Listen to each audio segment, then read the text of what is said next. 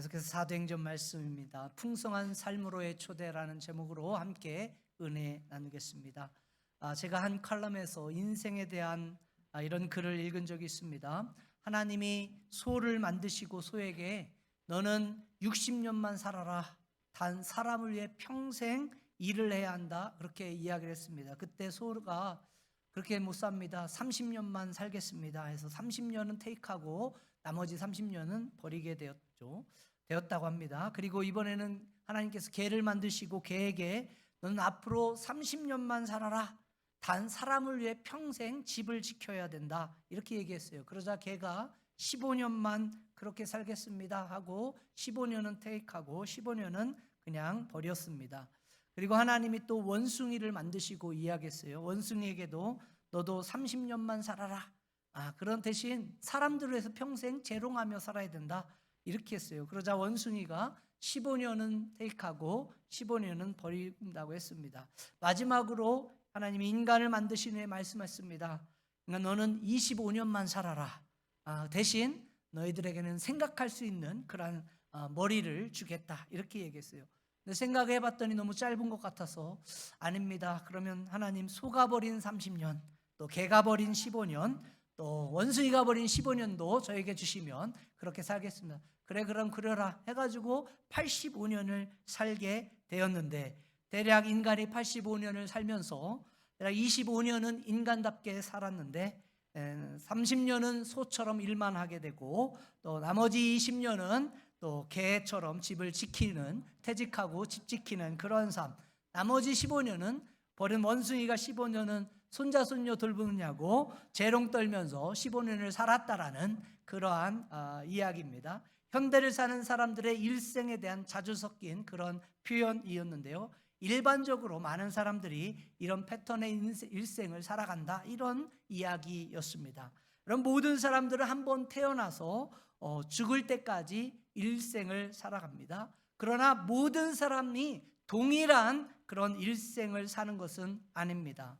오늘 우리에게 주어진 이 시간을 소중하고 가치 있는 일에 사용하지 않으면 우리는 그 시간에 쫓기며 하루하루를 허비하고 무의미하게 살아갈 수밖에 없다는 것이죠.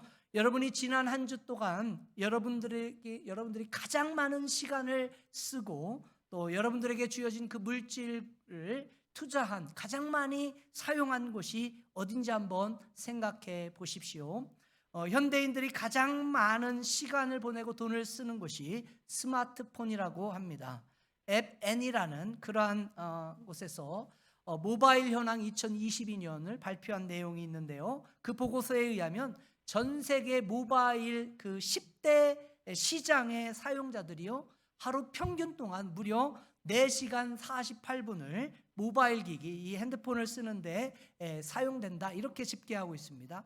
이것은요, 코로나 전이 2019년보다 무려 30%나 늘어난 그러한 수치라고 하는데요.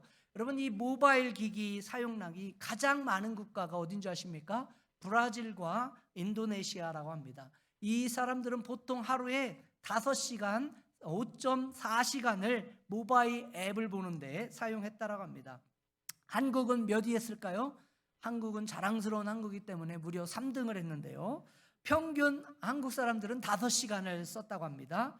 미국은 어떨까요? 미국은 하루 평균 3.1시간을 TV 보는데 사용하고, 또 모바일 기기, 핸드폰 보는데 무려 4.1시간을 썼다고 합니다. 이 모바일 사용자 대부분들이 어디에 많이 쓰는가 봤더니 인스타그램이나 SNS, 유튜브, 넷플릭스 등 비디오 앱에서, OTT라고 얘기하죠, 시간을 가장 많이 보냈다라고 합니다. 보통 하루에 평균 4시간, 5시간 스마트폰 사용하고 보는데 사용한다고 하니까, 여러분 보통 평균이 그러니까 보통 일반적인 사람들이 어느 정도 쓰겠어요? 6시간, 7시간, 8시간 이 스마트폰을 보고 사용하는데 시간을 쓰고 있다는 거죠. 일반적으로 하루에 사람이 잠을 8시간 잔다라고 보고 또 일을 8시간 한다고 했을 때 나머지 8시간 어디에 지금 다 허비하고 있는 거예요? 스마트폰 가지고 노는데 쓰는 거죠. 여러분, 요즘 많이 그래서 증가한 중독이 뭐냐? 스마트폰 중독이라는 거예요. 여러분도 혹시 손에 스마트폰이 없으면 불안한 그런 느낌을 가지십니까? 그렇다면 스마트폰 중독이 아닌가 좀 생각해 볼 필요가 있어요. 손에 스마트폰이 없으면 불안하고 들리지도 않는 진동 소리가 갑자기 들려서 어딘가 내 폰이 있다 이렇게 생각한다는 문제가 있는 거죠. 심각한 경우에는요, 스마트폰 금단 현상까지도 있답니다. 그래서 스마트폰 금단 현상이 뭐냐면, 스마트폰을 만약에 집에 여러분들이 폰을 두고 오면 불안하고 막 초조해하는 거예요. 그래서 아무 일도 못하게 되는 겁니다. 그래서 벨이나 막 진동이 울리면은 환청이 들리는 거예요. 그래서 벨소리가 나요. 분명히 벨소리가 들렸다라고. 그러면서 가슴이 두근두근거리고 뭐 이렇게 되는 거예요. 여러분 생각해 보십시오. 하나님께서 저와 여러분들을 이 땅에 보내시고 구원하실 때 그저 일평생 동안 스마트폰이나 만지작거리며 한평생 살다 오라 이렇게 보내셨을까요? 아닙니다. 예수님이 이 땅에 오셔서 십자가에 죽으시고 부활하심으로 우리 가운데 참 소망이 되신 이유가, 여러분 그저 스마트폰 게임이나 하다 오라고 그렇게 저와 여러분들을 위해 예수님 십자가 지고 부활하신 것이 아니라는 것이죠. 여러분 예수님께서 누추한 그 베들레헴에서 인간의 몸으로 오신 것이 우리가 이 땅에 더 좋은 집에 살고 더 좋은 차를 가지고 더 많은 것을 가지며 놀다 오라, 그래서 예수님 그 낮고 낮은 자리에 찾아오신 것이 아니라는 것입니다. 여러분 하나님께서 우리를 창조하시고 예수 그리스도를 통해서 구원하신 것은 저와 여러분들을 하나님의 자녀로 삼으시고 하나님의 기업의 풍성함에 저와 여러분들을 초청하신 줄 믿습니다. 그래서 사도 바울은 이 에베소 성도들에게 편지하면서 하나님께서 인간을 부르시고 이 하나님의 기업의 풍성함으로 초대하셨다라는 그러한 사실을 다음과 같이 밝혀주고 있죠. 에베소 1장 17절에서 19절 말씀 같이 한번 읽어보실까요? 시작. 우리 주 예수 그리스도의 하나님 영광의 아버지께서 지혜와 계시의 영을 너에게 주사 하나님을 알게 하시고 너의 마음의 눈을 밝히사 그의 부르심의 소망이 무엇이며 성도 안에서 그 기업의 영광의 풍성함이 무엇이며 그의 힘의 위력으로 역사하심을 따라 믿는 우리에게 베푸신 능력의 지극히 크심이 어떠한 것을 너희로 알게 하시기를 구하노라. 여러분 여기에서 기업의 영광의 풍성함이라고 하는 것이 여러분 하나님의 자녀됨으로 얻게 되는 영적 상속의 특권을 말하는 것입니다. 여러분 이 풍성함은 어떤 세상이 말하는 어떤 숫자적인 그런 많음, 물질적인 그 소유의 많은 양을 말하는 것이 아니죠. 내가 많은 것을 가지고 누림으로 해서 얻게 되는 그러한 풍요로운 풍부함을 말하는 것이 아닙니다. 하나님의 자녀됨으로 누리게 되는 영광된 그 영적 유산을 말하고 있는 것이죠. 여러분 세상에서 말하는 이 물질적인 소유의 풍요함이라는 것, 이 풍부함이라는 것은요 쉽게 사라지고 마는 것입니다. 오늘 많이 가졌고 많이 내가 누릴 수 있다라고 해도 내일 한순간에 사라져버릴 수 있는 것이 세상이 말하는 풍요죠. 우리는 그것을 직접 목격하지 않았습니까? 지난 8월 11일에 하와이 마우이 섬에서 불이 났는데 여러분 지상 낙원이라고 불리는 곳 아니겠습니까?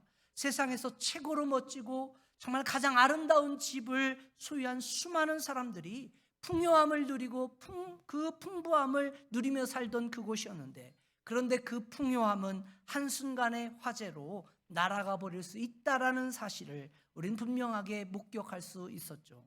여러분 그러나 성경이 말하는 풍성함은 여러분 세상의 소유적인 물질적인 풍요함이 아니라는 것입니다.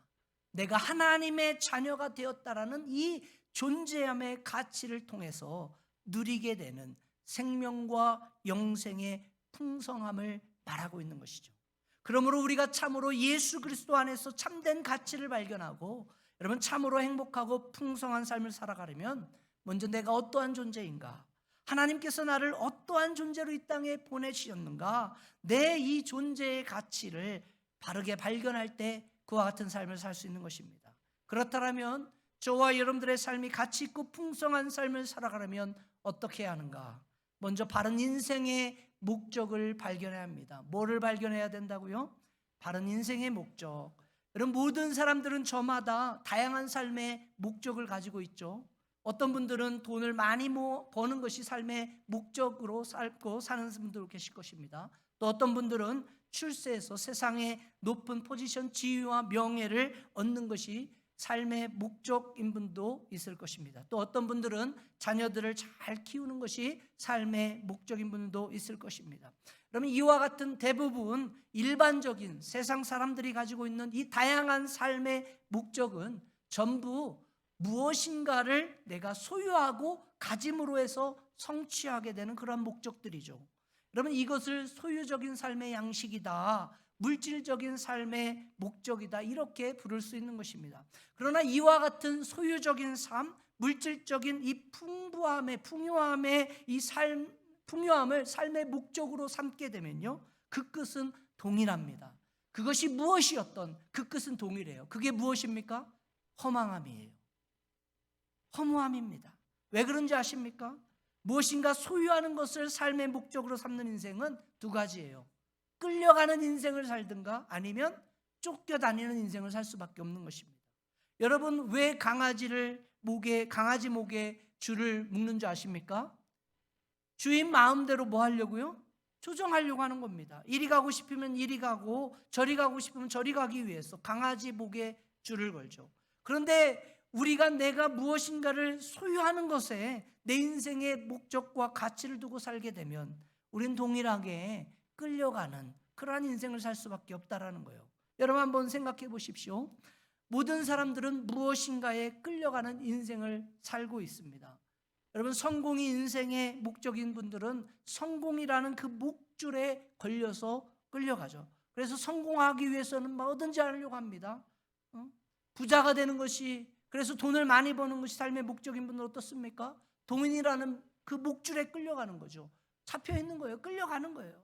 그래서 밤낮 일합니다. 돈을 많이 벌려고 이것저것 해보죠. 아등바등 합니다. 그런데 이게 헷갈리는 거예요. 내가 지금 돈을 벌고 있는 건지 아니면 돈이 나를 올가매고 있는 건지, 이게 분간하기 어려워지는 것이죠.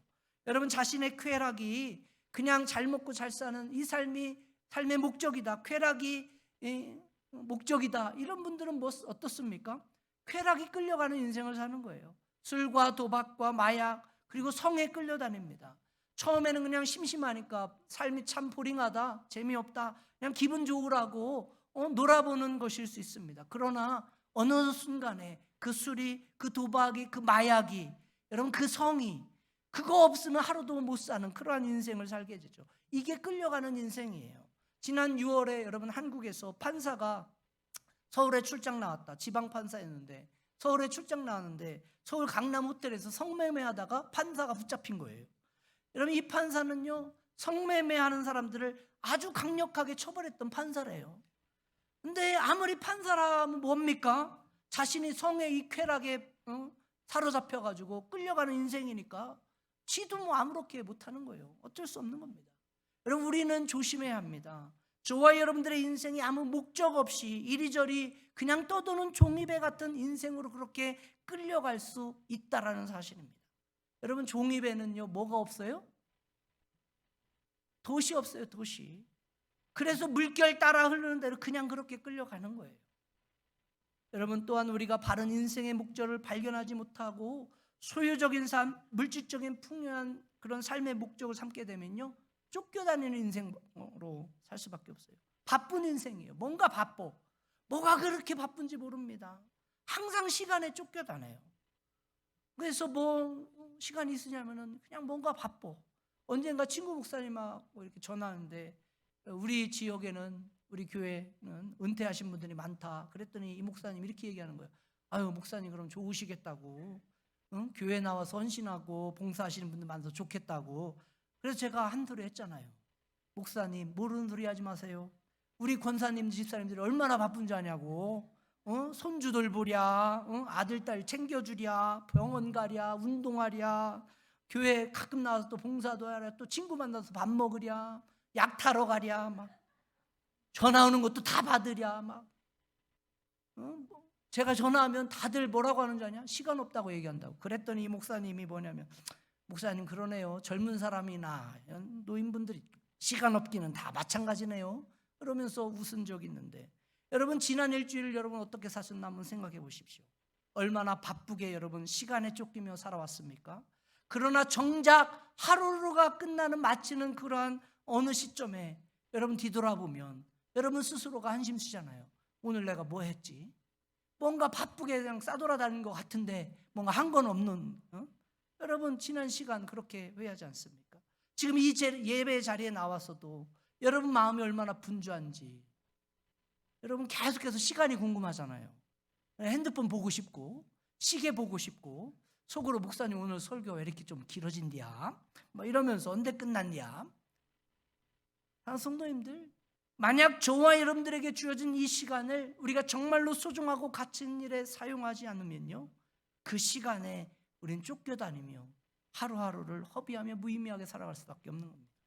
저와 여러분들의 삶이 가치 있고 풍성한 삶을 살기 위해서는요, 삶의 바른 목적을 발견하셔야 돼요. 하나님께서 저와 여러분들에게 주신 삶은 그냥 그렇게 물결 흘려가듯이 살아가라고 주신 삶이 아닙니다.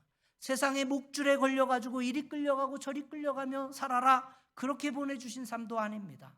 그냥 그렇게 막연하게 그냥 살다가 와라, 그렇게 주신 삶이 아니라는 거예요. 하나님께서 처음부터 저와 여러분들을 이 땅에 보내실 때는 분명한 목적을 가지시고 저와 여러분들을 이 땅에 보내주신 줄 믿습니다. 왜 하나님이 나를 이 땅에 살게 하셨는가? 왜 하나님이 나의 생애를 통해서 이루기 원하시는 것이 과연 무엇인가? 그러면 이것을 우리가 정확하게 이해하고 이것을 위해 삶을 투자하며 살아갈 때 여러분, 우리는 단 얼마를 살아도, 단 하루를 산다 할지라도 저와 여러분들의 인생은 하나님의 자녀로서 보람되고 가치 있고 풍성한 삶을 살아내는 줄 믿습니다. 그렇다면 질문은 이거죠. 우리가 어떻게 할 때 바른 인생의 목적을 발견할 수 있을까? 우리가 인생의 바른 목적을 발견하려면 어떻게 하는가? 여러분, 인생의 바른 목적을 발견하려면요, 먼저 예수 그리스도를 만나야 합니다. 누구를 만나야 된다고요? 오늘 같이 읽은 본문 보시면요, 사도 바울의 사명 선언문이라고 할 수 있는 그러한 고백이, 위대한 고백이 등장하는데 24절 말씀 다시 한번 읽어보실까요? 같이 읽습니다. 시작. 나의 달려갈 길과 주 예수께 받은 사명 곧 하나님의 은혜의 복음 증거하는 일을 마치려 하면은 나의 생명을 조금도 귀한 것으로 여기지 아니하노라. 여러분 잘 아시는 대로 이 본문 자체는 사도 바울이 에베소 사역을 다 마치고 이제 사도 바울이 에베소를 떠나서 이 밀레도라는, 떠나기 전에 이 밀레도라는 지역에서 이 에베소 교회 장로들을 다 초청하여서 마지막 고별 설교를 한 내용입니다. 여기에서 사도 바울은요, 자신이 부여받은 사명, 인생의 목적이 누구로부터 온 거라고 지금 분명하게 고백하고 있습니까? 주 예수께 받은 사명이다, 이렇게 고백하죠. 여러분, 사도 바울에게는요, 자신의 생명을 내어드릴 수 있었던 인생의 분명한 목적이 있었습니다. 그게 뭐예요? 주 예수 그리스도로 받은 삶의 분명한 목적, 사명, 이것을 발견했다라는 고백이죠. 여기서 우리는 저와 여러분들의 인생의 목적을 발견하는 아주 중요한 하나의 키를 발견할 수 있는 거예요. 찾을 수 있는 거예요. 그게 뭡니까? 바로 우리 인생의 바른 목적은 예수 그리스도를 만날 때야만 발견할 수 있습니다. 우리가 다 아는 바대로요, 사도 바울이 한때는 그 당시 많은 유대인들처럼 율법과 유대교라는 그 자신이 가졌던 전통이 삶의 목적이고 이유였어요. 어찌 보면 이 율법과 유대교라는 이 전통에 끌려다니면서 붙잡혀서 그 율법에 쫓겨다니면서 그렇게 살았던 인생이었죠. 그래서 밤낮으로 예수 그리스도를 믿는 사람들을 쫓고 그리고 잡아다가 감옥에 가두고 죽이기까지 하는 그러한 열심을 가졌던 사람입니다. 그래서 빌립보서 3장 5절에서 6절 보면 사도 바울이 자신이 예수님 만나기 전에 이 유대인으로서 어떤 삶을 살았는가 이렇게 분명하게 고백하죠. 같이 한번 읽어볼까요? 3장 5절 6절입니다. 시작. 내가 8일 만에 할례를 받고 이스라엘의 족속이요 베냐민의 지파요 히브리인 중에 히브리인이요 율법으로는 바리새인이요 열심으로는 교회를 핍박하고 율법의 의로는 흠이 없는 자로다. 여러분, 이와 같이 율법과 전통에 끌려다니고 쫓겨다니며 살아가던 이 사도 바울이 여러분 사도행전 9장을 보시게 되면 다메섹 도상에서 누구를 만나요? 엄청나게 어려운 질문을 해서 당황하셨나요? 누구 만나요? 예수님 만나죠. 자신이 그동안 끌려다녔던 이 율법의 목줄을 끊어버립니다. 그렇게 쫓겨다니며 행하던 그 죄악을 주님 만남으로 회개하는 사건이 일어나죠. 그리고 인생의 참된 목적과 사명을 발견하게 됩니다. 여러분, 사도 바울이 예수님을 제대로 만난 후에 발견한 인생의 목적, 인생의 사명, 그것이 무엇이었습니까? 사도행전 20장 24절에 보니까 하나님의 은혜의 뭐를? 복음을 증거하는 일이다, 이렇게 고백하고 있죠.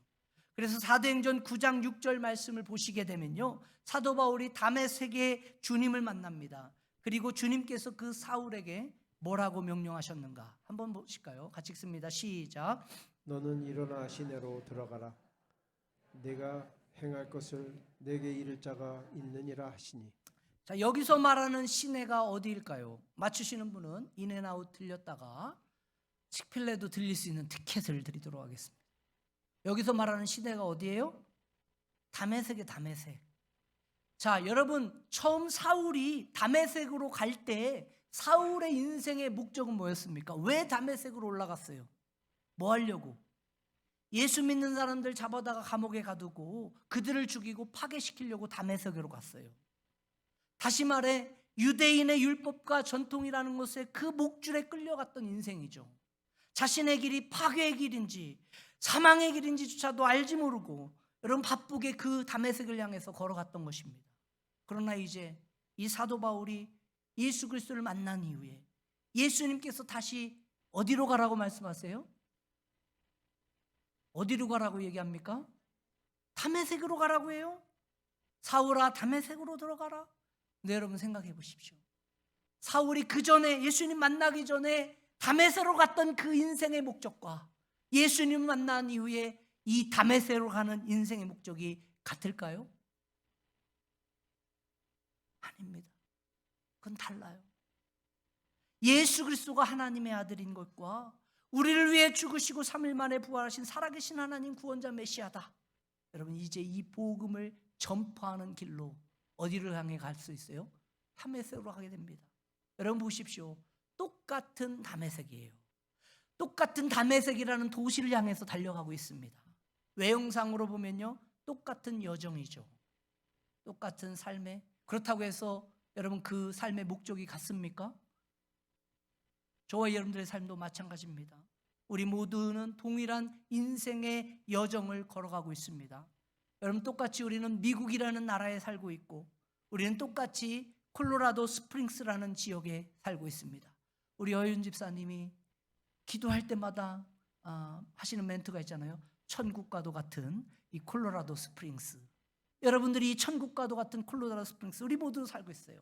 그런데 여러분, 사람마다 개인마다 여러분 사는 인생의 목적이 같습니까? 다르죠.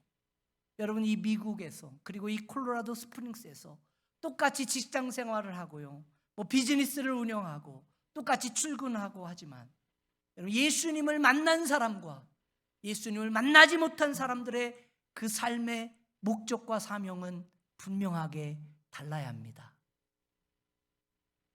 여러분, 예수님 만나기 전에는 여러분들의 인생의 목적은 돈을 위해서, 돈을 쫓아가면서 돈을 벌어야 했습니다. 그러나 이제 예수 그리스도를 만난 이후 여러분들의 인생의 목적은 하나님 나라를 위해서 돈을 버는 것이 합니다. 옛날에는 예수님 만나기 전에는 죽지 못해서 그저 먹고 살려고 가족 하나 잘 건사하는 것이 여러분의 인생의 목적이었다라면, 그러나 이제 예수 그리스도를 만난 이후에 이제 여러분들의 인생의 목적은 하나님 나라와 복음을 위해 일하는 것이어야 합니다. 여러분, 예수님 만나기 전에 여러분들의 인생의 목적은 자식 하나 잘 키워서 성공시켜보자라는 꿈이었다라면, 그러나 이제 예수 그리스도를 만난 이후에 여러분들의 삶은 하나님의 자녀됨으로 살아가는 삶의 분명한 목적이 있어야 될 줄 믿습니다. 여러분, 우리 개개인이요 가진 직장은 다를 수 있습니다. 여러분들이 하시는 일은 다 다를 수 있어요. 가게를 운영하시는 분도 있을 수 있고, 사업을 하시는 분들도 있고, 교사가 될 수도 있고, 간호사가 될 수 있고, 엔지니어가 될 수도 있습니다. 집에서 소뚜껑을 운전하실 수도 있습니다. 그러나 우리가 가진 직업이 어떠한 것인다 할지라도, 그 다양한 종류가 있다 할지라도, 우리가 예수님을 만나고 하나님의 자녀가 됨으로써 하나님께 부여받은 사명과 목적, 그것을 잘 깨닫고 그것을 감당해 간다라는 이 사실은 우리 모두에게 분명한 한 가지 진리의 사실인 줄 믿습니다. 그래서 여러분 그 분명한 예수 그리스도의 하나님 앞에 부여받은 이 복음의 사명과 목적을 잘 깨닫고 그것을 감당해 나갈 때 우리는 참으로 행복하고 하나님 자녀로서의 풍성한 삶을 누리며 살아갈 수 있는 줄 믿습니다. 우리 한 걸음 더 나가서요, 저와 여러분들의 삶이 하나님의 자녀로 가치 있고 풍성한 삶을 살기 원한다면 어떻게 할까? 여러분 먼저 바른 인생의 목적을 여러분 발견했다면 바른 인생의 열정을 가져야 합니다. 뭘 가져야 한다고요? 바른 열정. 여러분 열정이 사람을 움직입니다. 그 사람이 가진 시간과 물질을 어디에 투자하느냐? 여러분 투자하게 하는 게 뭐예요? 그게 열정이에요. 여러분이 어떤 것에 열정을 가지고 있는가 알고 싶으면 지난주 여러분들이 가장 많은 시간을 쓴 곳, 그리고 여러분들이 돈을 가장 많이 쓴 곳이 어딘가 생각해 보면 돼요. 거기에 여러분들의 열정이 있는 것입니다. 여러분 음식하는 것에, 음식에 열정 있는 분들은 여러분 많은 시간 뭐 합니까? 음식을 하는 것에, 또 음식 먹는 것에 시간을 들이고 돈을 들이죠. 노는 것에 열정이 있으신 분들은 어떻게 할까요?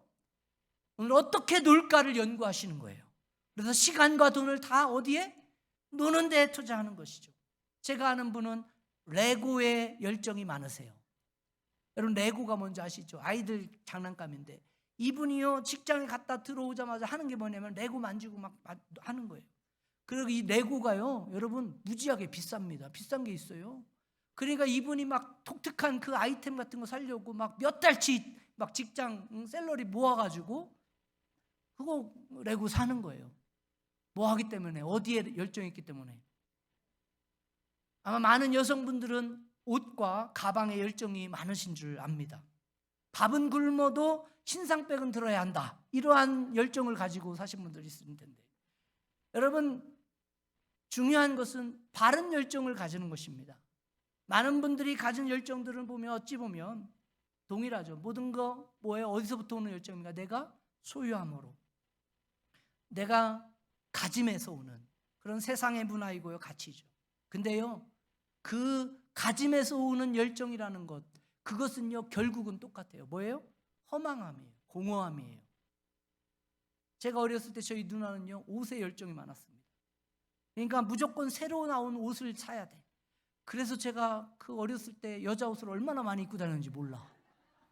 남으니까 뭐 해야 돼? 그냥 입어야 되는 거예요. 문제는 한 번 입으면은 계속 입으면 좋은데 한 번 입고 입어야 안 입어요? 알면서도 왜 그래야 해? 한 번 입고 안 입잖아요. 근데 이 우리 누나가 결혼하고서도 그 열정을 못 부려가지고 얼마나 많이 막 가방과 뭐 옷과 이런 걸. 그래서 저희 아내가 한국 가면요 그냥 이민백에 한가득 가져오는 거예요. 여러분 이런 열정은 모두가 뭔가를 소유함에서 오는 열정들.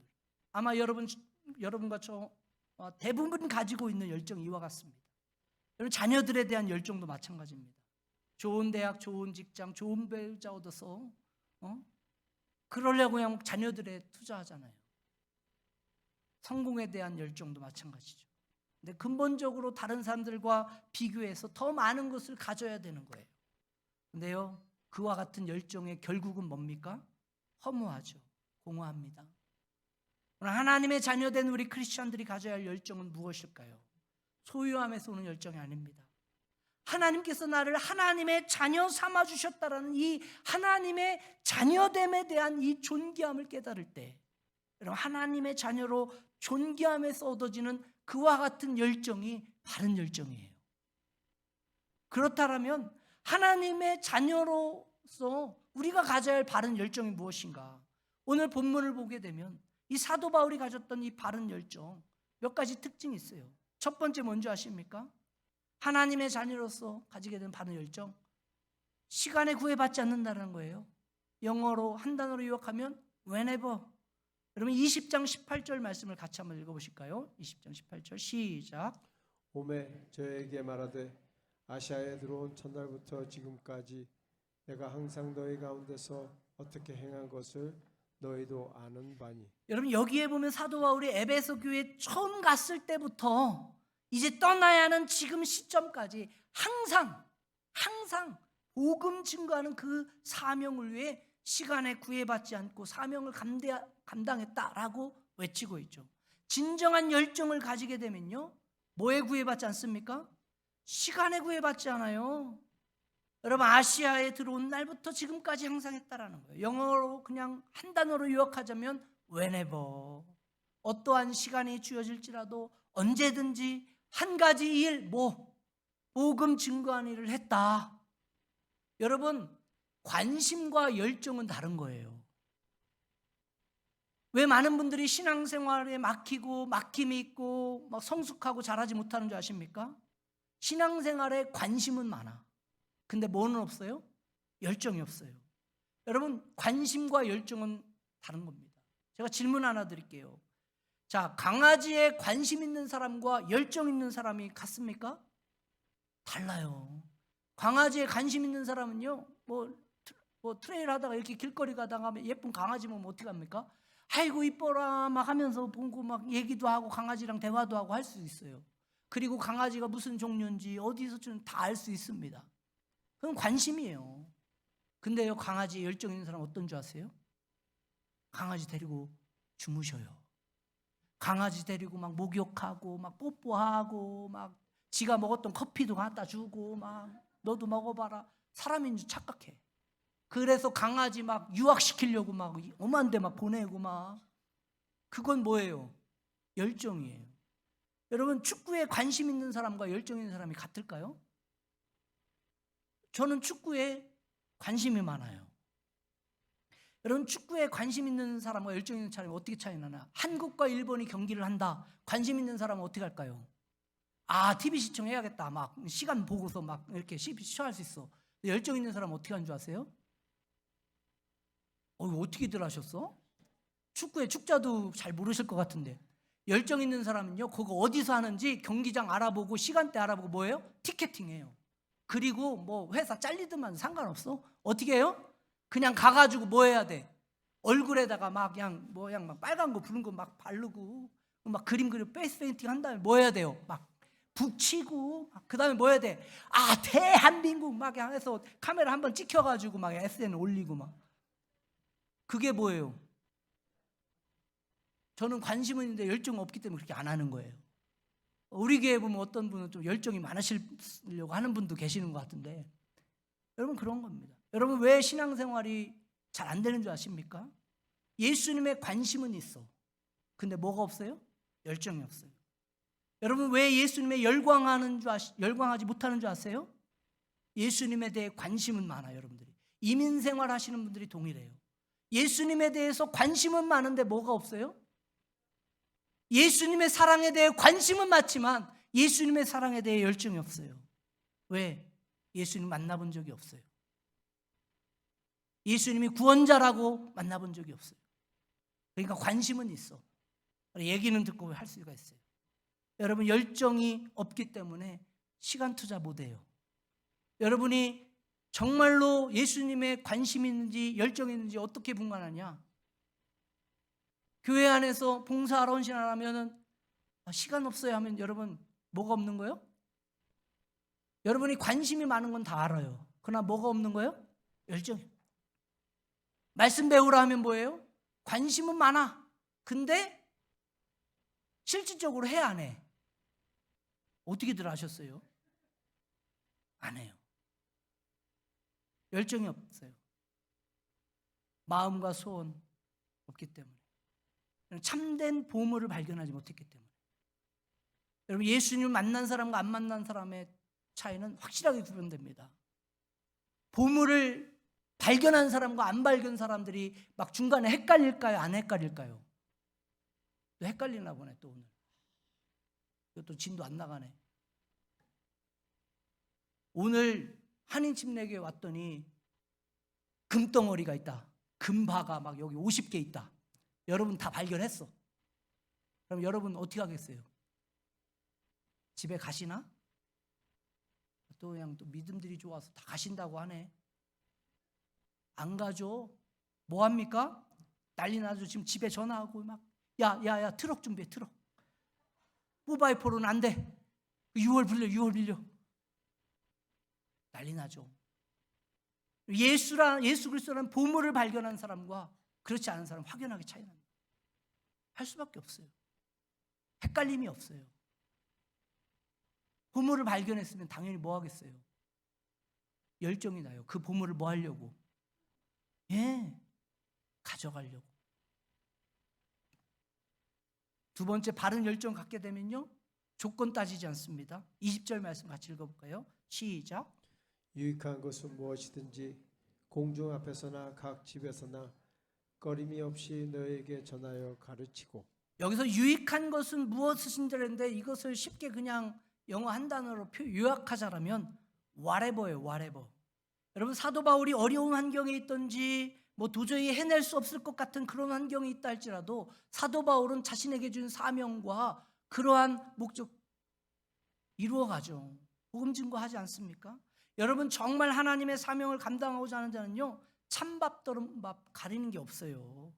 뭐 환경이 좋으니 나쁘니 뭐가 있니 없니 이런 거 따질 이유가 없어요. 왜? 고민 때릴 이유가 없다니까요. 왜?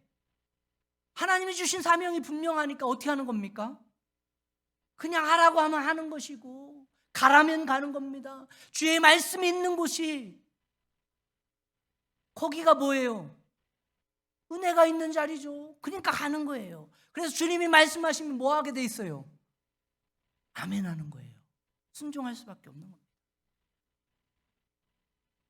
세 번째, 바른 열정 갖게 되면요, 장소를 가리지 않아요. Wherever. 20절 말씀 같이 읽어볼까요? 시작.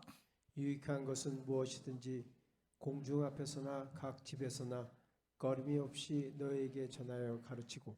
내가 집에 있든지 아니면 뭐 공중 앞에 있든지 뭐 어느 장소에 있든지 장소를 구애받지 않습니다. Wherever. 내가 교회에 있든지 직장에 있든지 사업대에서 장사를 하든지 어디서든지 담대하게 꺼리낌 없이 예수 그리스도의 복음과 그 부활의 능력을 증거했다, 사도 바울이 밝히고 있는 것이죠. 여러분, 사도 바울의 마음속에 이와 같은 사명과 복음을 위한 열정이 분명했기 때문에 여러분, 바울 앞에 그 어떠한 일이 있다 해도, 그 어떤 환난이 닥쳤다 할지라도 바울은 나가서 하나님의 영광과 하나님 나라와 복음을 증거하는 사명을 감당해낸 줄 믿습니다. 오늘 저와 여러분들에게 하나님의 자녀로서 이 부르심에 대한 그런 열정이 있기를 주님의 간절히 축원드립니다. 오늘 세상 사람들이요, 엉뚱한 것에 열정 품고 다니니까 시간 낭비하고 물질 낭비하고 고생하다 돌고 돌다가 아무것도 아닌 거 발견하고 뭐예요? 무너지는 거예요. 아무것도 못할 때가 얼마나 많습니까? 먹는 것, 노는 것, 사는 것, 가지는 것, 이런 거에 열정 갖다 보니까 결국 뭐합니까? 허무함과 공허함에 무너지게 되어 있어요. 만일 저와 여러분들의 마음속에 하나님의 자녀됨의 확신이 분명하고 예수 그리스도의 복음에 대한 열정이 뜨겁다라면 우리가 못할 일이 없습니다. 하나님께서 이와 같은 사람들을 통해 지금도 하나님 나라의 위대한 일을 이루어가고 계신 줄 믿습니다. 아마존 밀림에서 평생을 선교하신 강명관 선교사님이 계십니다. 이분은 본래 외국어 고등학교 국어 선생님이셨어요. 남부럽지 않았던 평범하고 행복한 일상을 살았던 분인데 이분이 1999년도 어느 날 하나님께서 주신 분명한 소명과 사명을 발견합니다. 인생의 목적이 바뀌어요. 그래서 그 소명과 사명을 따라서 모든 것을 버리고 아마존 정글로 떠나게 됩니다. 여러분, 그 아마존 정글에서 세계에서 가장 작은 부족 100명이 사는 바나와 부족, 이분들에게 이분이 떠나요. 그들이 사는 지역은요, 농사가 어려워 최악으로 가난에 시달리고 있는 겁니다. 그들의 최대의 소원은 멧돼지 한번 잡아가지고 실컷 먹어보는 것이 소원이에요. 이런 그들을 섬기며 음식을 먹고 교육하고 문자를 만들어서 주고 성경을 번역하고 그렇게 섬기며 하나님의 은혜의 복음 증거 사명을 감당합니다. 이 강성 교사님이 때로는 그들에게는 교사도 되고요, 때로는 그들 가운데 의사도 되고, 때로는 영양사도 되어서 그곳에서 복음을 증거하죠. 때로는 독충과 독사에 물리면서 자신을 챙기기보다는 죽어가는 원주민들을 보살피는 겁니다. 그러면 이처럼 20년이 넘는 시간을 아마존 밀림에서 사역을 했는데, 참으로 감사한 것은 이 선교사님이 아마존 사역 20년 만에 지난 2019년에 이 바나와 부족의 언어로 성경 번역을 완역합니다. 뭐 놀라지도 않네. 뭐 그거 했네비다. 뭐 이러고 있어요. 여러분, 이 강명관 선교사님이 걸어온 길이 여러분 한심하게 보이십니까? 자신의 평생을 바쳐서 한 일이라는 것이 성경 하나 번역한 일이다. 이게 뭐가 대단한 일이냐? 그렇게 생각하십니까? 그럴 수도 있을 것입니다. 많은 것을 소유하고 좋은 집에 살며 좋은 멋진 차를 운전하고 사는 삶이 세상에서 잘 사는 삶이다라고 믿고 그렇게 살아간다면 아마 이 강명관 선교사님의 삶은 여러분 눈에 아주 무모한 인생처럼 보여질 수 있습니다. 그러나 온 우주 만물을 창조하시고 지금도 아마존 정글 그 누구도 보이지 않고 알지 못하는 그곳에서 조그만 한 영혼들을 위해 구원하고자 헌신했던 그 강명관 선교사를 부르시고 보내신 하나님마저도 여러분 그렇게 보실까요? 저는 절대로 그렇지 않다라고 믿습니다. 아마 세상에서 가장 값지고 소중한 하나님의 사람 그렇게 보시고 그 선교사님의 존귀함, 존재함으로 하나님은 그 얼굴에 웃음을 멈추지 않으실 것입니다. 그리고 내 사랑하는 아들아, 내 사랑하는 딸아 부르시면서 하나님 그 선교사님의 삶을 통해 영광 받으시는 줄 믿습니다. 저는 이것이 하나님께서 저와 여러분들이 이 땅에 보내신 이유이고 목적이라고 믿습니다. 여러분들은 오늘 어떤 인생의 여정을 걸어오고 계십니까? 아니 오늘 어떤 인생의 여정의 길로 어떤 목적으로 그 길을 걸어가고 계십니까? 무엇이 여러분들의 열정에 여러분 무엇에 쏟고 있습니까? 여러분 하나님의 자녀로서 참으로 풍성한 삶을 살아가고 계십니까? 하나님께서는 여러분 한 분 한 분을 하나님의 기업의 풍성함으로 초대하신 줄 믿습니다. 이 풍성한 삶을 살 수 있도록 하나님께서 여러분 각자에게 주신 사명이 있다라고 저는 믿습니다. 오늘 이 하나님 주신 이 풍성함의 삶의 초대에 모두가 아멘으로 반응하시는 귀한 성도들 되어주시기 간절히 축원드립니다. 우리 이 시간 찬양하고 우리 기도하고 결단한 헌신하고 마치면 좋겠습니다.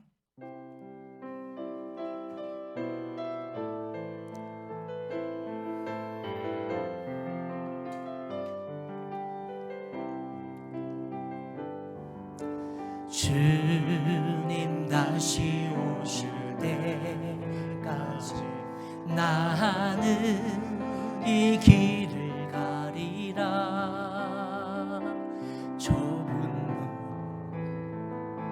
좁은 길 나의 십자가 지고 나의 가는 나는 주님을 보리라. 영광에 내 주님 나를 맞아주시리. 주님 다시 오실 때까지 나는 일어나 달려가리라. 주의 영광 온 땅 덮을 때 나는 일어나 걸어가리. 내 사모하는 전에 온 세상 그저시라. 내 사모하는 전에 영광의 왕이 사모하는 주님, 내 사모하는 주님, 온 세상 구주시라. 내 사모하는 주님, 영광의 왕이시라. 우리 시간 한번 같이 결단하고 헌신하고 기도합니다. 여러분, 하나님께서는 오늘도 우리를 부르시고 계십니다. 예수님의 관심 있는 사람을 찾는 것이 아니라 예수님의 열광하고 열정을 가진 사람을 부르십니다. 수십 년을 살아도 하나님이 주신 사명을 알지 못한 채 세월을 보냈다라면 저와 여러분들 가운데 남길 것은 아무것도 없습니다. 하나님이 왜 나를 이 땅에 보내주셨는지, 왜 이 미국 땅까지 보내주셨는지, 왜 나를 이 가정 속에 주셨는지, 수많은 많고 많은 문제와 위기 속에서 무엇하길 원하시는지 주님이 부르신 그 사명을 분명히 깨닫고 나에게 주신 이 사명, 주님 오시는 그날까지 아버지여 감당하겠습니다. 이와 같은 아버지 헌신과 결단으로 우리 주여 한번 힘차게 부르고 기도하며 나갑니다. 기도하겠습니다. 주님 아버지, 내 사모하는 주님, 온 세상 구주시라. 내 사모하는 주님, 영광의 왕이시라. 내 사모하는 주님, 내 사모하는 주님, 온 세상 구주시라. 내 사모하는 주님, 영광의 왕이. 우리 목소리 높여 주님을 찬양합시다. 내 사모하는 주님, 온 세상 구주시라. 내 사모하는 주님, 영광의 왕이시라. 영광의 왕이, 영광의 구주시라. 영광의 구주, 영광의 주님이시라. 영광의 주님이라. 사랑의 하나님, 다른 수많은 사람들처럼 인생 살지 않게 도와주십시오. 수많은 사람들이 그렇게 걸어갔던 인생의 길로 걸어가지 않게 도와주십시오. 주님이 나를 부르시고 하나님의 자녀 삼으시고 오늘도 하나님의 자녀로서 정말 풍성한 삶으로 나가게 하신 이 복된 삶을 하나님의 영광을 위해 사용되게 도와주십시오. 하루를 살아도 정말로 주님의 그 크신 사랑과 은혜를 기억하고 정말로 주님의 그 부르신 사명을 감당하는 우리 귀한 성도들 다 되게 도와주세요. 예수님 이름으로 기도합니다.